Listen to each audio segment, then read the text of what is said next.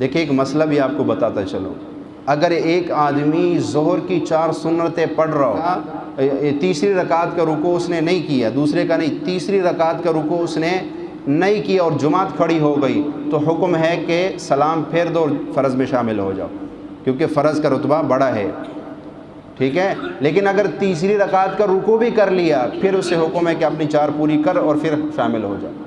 لیکن اگر پہلی رکعت میں، دوسرے میں ہے، تیسرے میں ہے، تیسری ابھی مکمل نہیں کی اور فرض کھڑی ہو گئی، تو علماء کہتے ہیں اس آدمی کو چاہیے کہ وہ سنت کو توڑے اور فرض میں شامل ہو جائے۔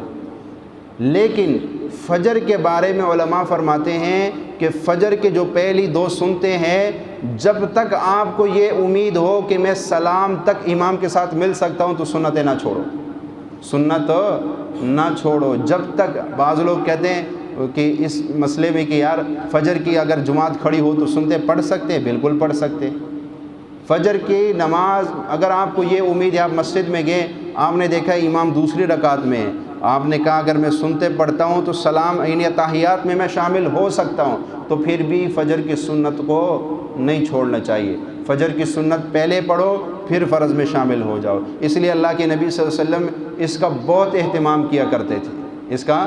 ہاں اگر آپ مسجد میں گئے اور آپ نے دیکھا امام تحیات میں بیٹھا ہوا ہے، اب اگر آپ سنتے پڑھو گے تو ادھر سلام پھر جائے گا، آپ سے فرض نکل، تو اس لیے پھر سنتوں کو چھوڑ دو اور فرض میں شامل ہو جاؤ۔ فرض میں کیا ہے، لیکن اگر بعد میں موقع ملے تو زوال سے پہلے، حالانکہ سنت اور نوافل کی قضا نہیں ہوتی، قضا صرف فرض کی ہے، لیکن علماء فرماتے ہیں کہ فجر کی جو 2 سنتیں ہیں، زوال سے پہلے تک اگر موقع ملے تو اس کی قضا بھی کرو، اس کی قضا بھی کرو۔ اگر آپ سے نماز قضا ہو گئی تو سنتوں کی بھی قضا ساتھ کرو، اگر زوال سے پہلے پڑھو گے، اگر بعد میں پڑھو گے تو پھر صرف فرض کی قضا ہوگی، سنتوں کی قضا نہیں ہے۔ اس کا اہتمام بہت زیادہ کیا کرتے ہیں۔